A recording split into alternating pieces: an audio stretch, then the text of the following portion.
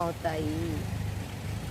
నేను కావాలంటే నా పిల్లల కష్టాన్నంతా నేను సమాప్తం చేయగలను అని బాబా చెప్పినారు. కానీ అది లా లేదు. సో సహించాలి. మీ సుఖమయమైన రోజులు ఇప్పుడు సమీపంగా వస్తున్నాయి. నిందాస్తుతి మానవమానాలు సుఖ దుఃఖాలు సహించాలి.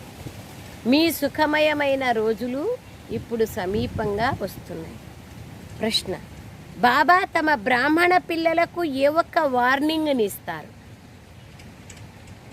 జవాబు: పిల్లలు ఎప్పుడూ తండ్రి పైన అలగకూడదు.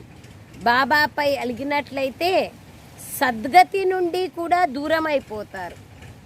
బాబా నుండి అలిగిపోతే సద్గతి నుండి కూడా దూరం అయిపోతారు. ఇలా అలిగే వారికి చాలా కఠినమైన శిక్ష పడుతుంది అని బాబా వార్నింగ్ ఇస్తున్నారు. పరస్పరంలో లేదా బ్రాహ్మణితో కూడా అలిగినట్లయితే పుష్పాలుగా అవుతూ ముళ్ళలా మారిపోతారు. కావున చాలా చాలా జాగ్రత్తగా ఉండండి. ఓవరాల్గా ఆలోచన ఏం చేయాలి? అన్నింటినీ సర్దుకొని పోవాలి. బ్రాహ్మణితోనూ అలగరాదు, బాబాతోనూ అలగరాదు, పరస్పరము అలగరాదు. పరస్పరము మనస్పర్ధల్లో రాకూడదు. ఒకరికొకరు అర్థం చేసుకొని నడుచుకొని వెళ్ళాలి. ఈశ్వరీయ పరివారం అనుకున్నప్పుడు అనేక రకాలుగా వచ్చినా కూడా వాటిని ఆలోచించకూడదు. ఏ విధంగా ఒక ఇంట్లో అక్క చెల్లెండ్లు కొట్లాడుకుంటే పొద్దున కొట్లాడుకుంటారు, సాయంత్రం అక్కేది అమ్మ అంటుంది చెల్లెలు, అక్క అడుగుతుంది చెల్లెలేది అమ్మ అని. ఆ విధంగా కలిసిమెలిసి ఉండాలి. ఉప్పు నీళ్ళులాగా ఉండకూడదు. అందుకే బాబా వాళ్ళు అంటున్నారు పాట: ఓ మనిషి ధైర్యాన్ని ఉంచు, నీ సుఖము యొక్క రోజులు మరికొద్ది సమయంలో రానున్నాయి. సారం: ఏ కారణంగానైనా చదువుని వదలకూడదు. శిక్షలు చాలా కఠినమైనవి.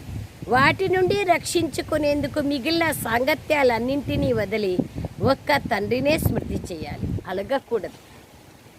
జ్ఞానం అనే ఇంజెక్షన్ లేదా అంజనాన్ని ఇచ్చేవారు ఒక్క బాబాని. ఈ అవినాశి డాక్టర్ నుండి ఏ విషయాలు దాచకూడదు. తండ్రికి వినిపించడం ద్వారా వారి వెంటనే అప్రమత్తం చేయడం జరుగుతుంది.